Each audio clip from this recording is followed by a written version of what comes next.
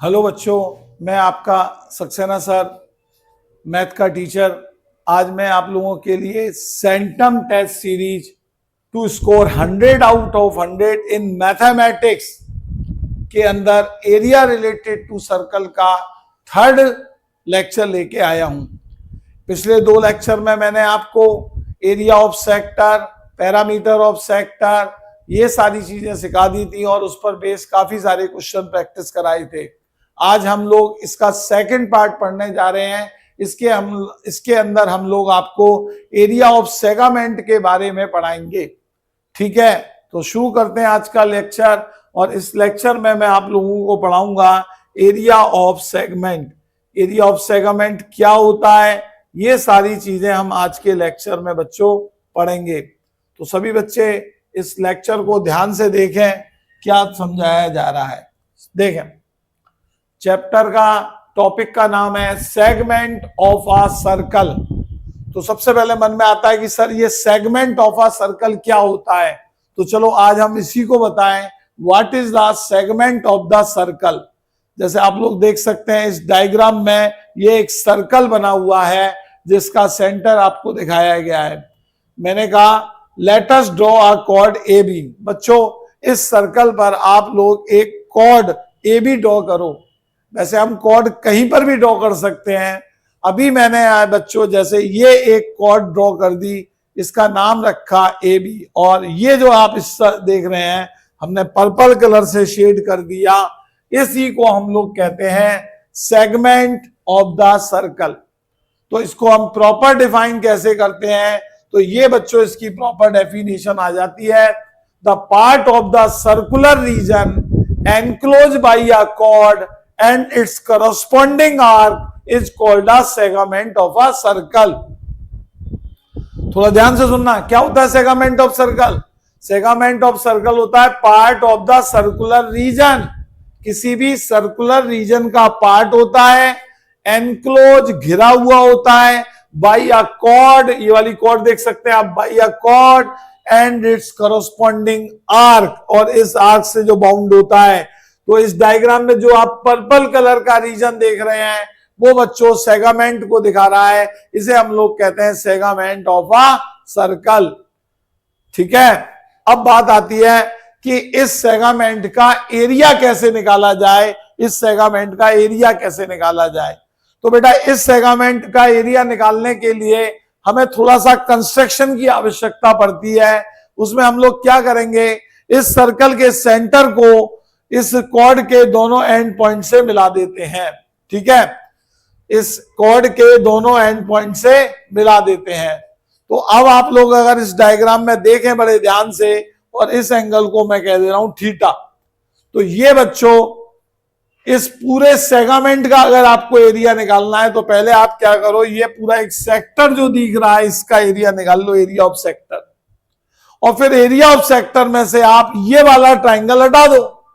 देखो जरा ध्यान से, ये पूरा का पूरा सेक्टर है और मुझे एरिया वास्तव में बच्चों किसका निकालना है, इस सेगमेंट का। तो अगर मैं सेक्टर के एरिया में से इस ट्रायंगल के एरिया को हटा दूंगा तो बच्चों सेगमेंट का एरिया निकल आएगा कि नहीं निकल आएगा। तो हमने क्या करा, देखो ये वाला एक पार्ट हटा दिया, तो इसको हमने क्या लिख दिया, एरिया ऑफ ट्रायंगल। तो अब ये आप लोग याद कर लो, एरिया ऑफ सेगमेंट क्या होता है बच्चों, area of sector minus area of triangle. इसके लिए कोई स्पेशल फॉर्मूला याद करने की जरूरत नहीं है। एरिया ऑफ सेक्टर हमको आता है, एरिया ऑफ ट्रायंगल हमको निकालना आता है। फिर उसके बाद आगे बढ़ते हैं। तो ये वाला हिस्सा आप लोग देखें, मैंने डायग्राम में ग्रीन कर दिया है, देख सकते हैं आप लोग। तो ये वाला जो आप देखते हैं इसे हम लोग कहते हैं मेजर सेगमेंट। जो नीचे बना वो छोटा था तो उसे हमने क्या कहा बच्चों, माइनर सेगमेंट। जो ऊपर बना वो बड़ा था तो इसे क्या कहते हैं हम लोग, मेजर सेगमेंट। और अगर कोई तुमसे कहे कि मेजर सेगमेंट का एरिया निकालो तो बिल्कुल साफ दिख रहा है। मेजर सेगमेंट एरिया निकालने के लिए हम पहले बच्चों पूरे सर्कल का एरिया निकाल लेंगे। क्या निकाल लेंगे बच्चों, पूरे सर्कल का एरिया निकाल लेंगे। और उसमें से ये पर्पल कलर वाला यानी कि माइनर सेगमेंट का एरिया हटा देंगे तो बच्चों ये मेजर सेगमेंट का एरिया निकलकर आ जाएगा। तो देख सकते हैं यहां पर एरिया ऑफ मेजर सेगमेंट होता है area of circle minus area of minor segment. ठीक है, तो ये दो फॉर्मूले याद करने हैं बच्चों आप लोगों को, area of segment, area of sector minus area of triangle, area of major segment, area of circle minus area of minor segment. अगर क्वेश्चन में अगर माइनर वर्ड यूज नहीं हो रहा है, खाली सेगमेंट वर्ड यूज हो रहा है, तो आप ऑटोमेटिकली माइनर का ही निकालना। मेजर का जब भी पूछता है तो वो क्वेश्चन वाला क्वेश्चन में मेंशन करता है कि आपको मेजर का निकालना है, माइनर का लिख सकता है। अगर बाई चांस क्वेश्चन में नहीं लिखा है, खाली यही लिखा है कि एरिया ऑफ सेगमेंट निकालो, तो बेटा सिर्फ आप माइनर का ही निकालना। ठीक है, इसके बाद बच्चों एक ये फॉर्मूला भी और याद कर लेना, ये एरिया ऑफ माइनर सेगमेंट या एरिया ऑफ सेगमेंट को निकालने के काम में आता है।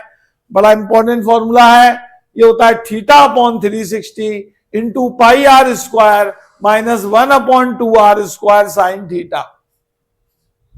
इस फॉर्मूले में भी हम लोग वैल्यूज को रखकर माइनर सेगमेंट का एरिया निकाल सकते हैं। यहां पर आर सर्कल का रेडियस होता है और थीटा आपका सेंट्रल एंगल होता है। ये भी बहुत बढ़िया फॉर्मूला है, सीधे वैल्यू रखो आंसर आ जाता है। या फिर आप इस फॉर्मूले को यूज नहीं करना चाहते हो तो जनरल कंसेप्ट यूज कर सकते हो, पहले सेक्टर का एरिया निकाल लो, फिर ट्राइंगल का एरिया निकाल लो, फिर सेक्टर में से ट्राइंगल का माइनस कर दो तो आपको माइनर सेगमेंट का एरिया मिल जाएगा। ठीक है, अब एक क्वेश्चन ले रहे हैं बच्चों, क्या लिखा है आप लोग देखें, a chord A B of a circle radius 15 centimetre makes angle 60 degree at the center of the circle, find the area of the major and minor segment। समझ में आया क्वेश्चन बच्चों? एक कॉर्ड है सर्कल की जिसका रेडियस है 15 centimetre, वो सेंटर पर 60 डिग्री का एंगल बना रही है, तो आपको उस सर्कल के माइनर और मेजर दोनों सेगमेंट के एरिया फाइंड करने हैं।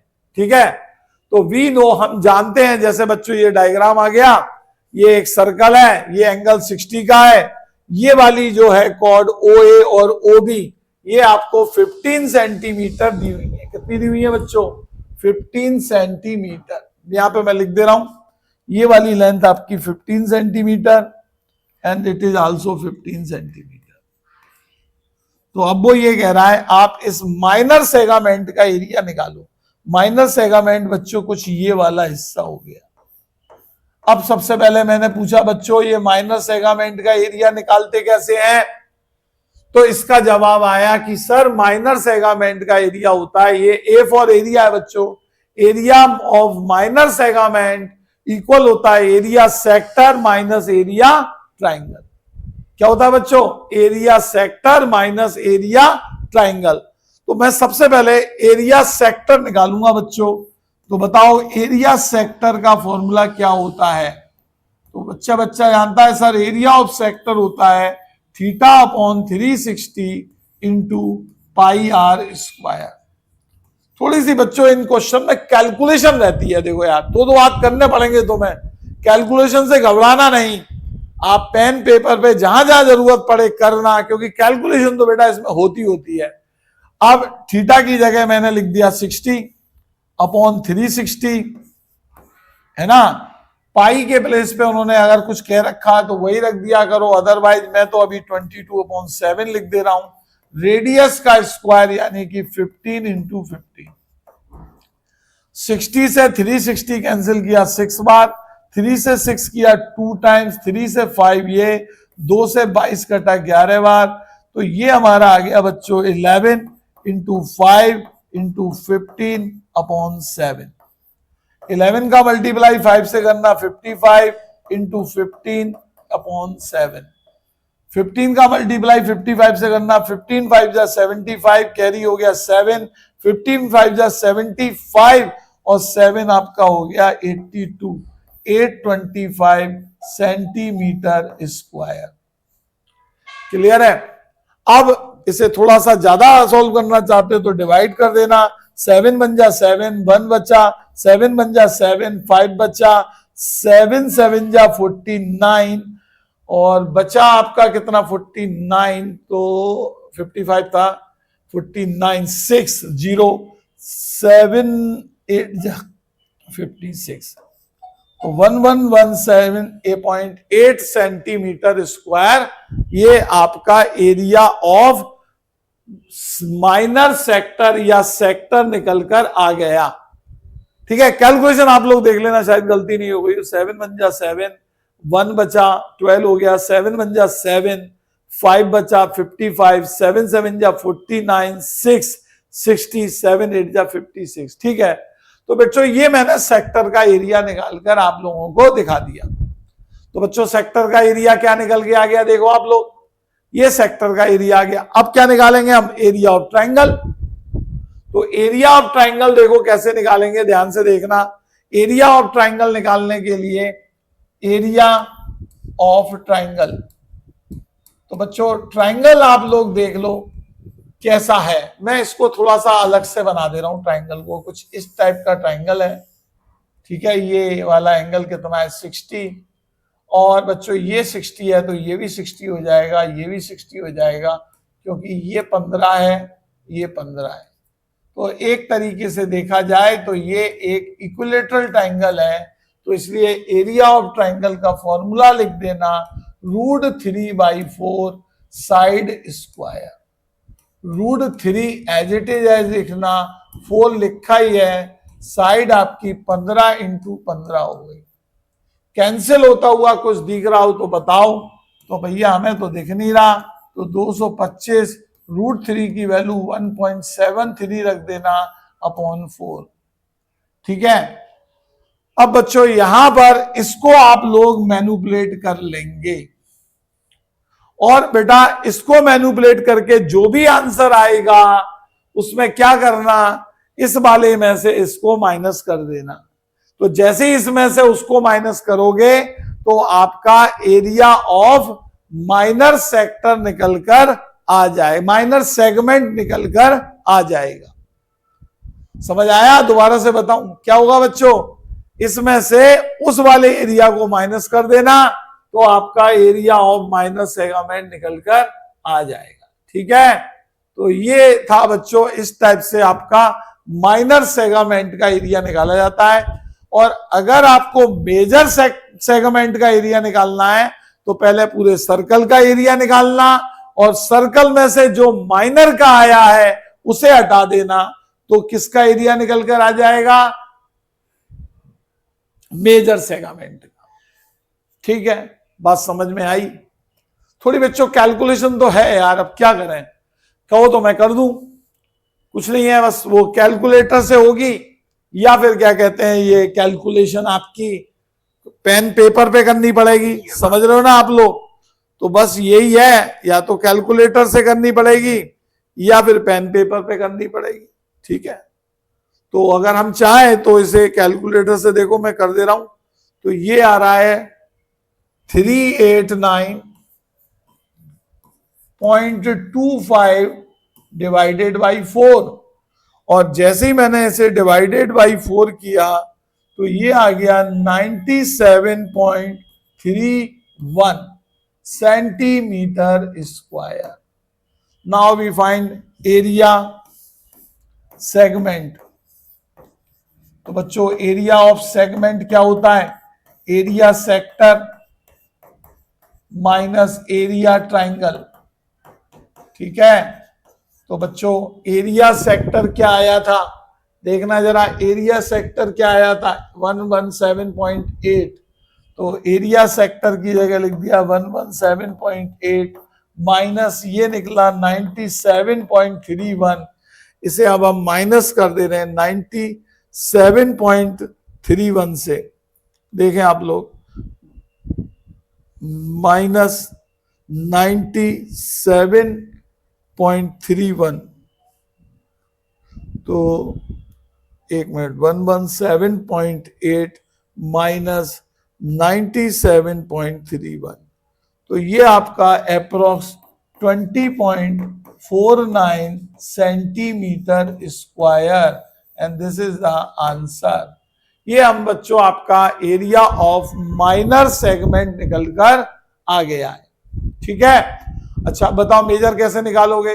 तो बेटा मेजर निकालने के लिए पहले पूरे सर्कल का एरिया निकाल लेना और फिर जो भी आंसर आए उसे माइनस कर देना, तो मेजर का एरिया निकल आएगा।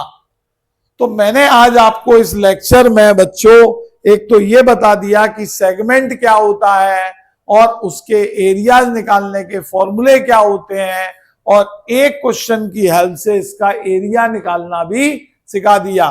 ठीक है, बहुत इंपॉर्टेंट है बच्चों, थोड़ी कैलकुलेशन होती है उस पर फोकस करना। ठीक है, आज का थर्ड लेक्चर हम यहीं पे खत्म करते हैं। आशा करता हूं कि आपको समझ में आया होगा। ठीक है, थैंक यू।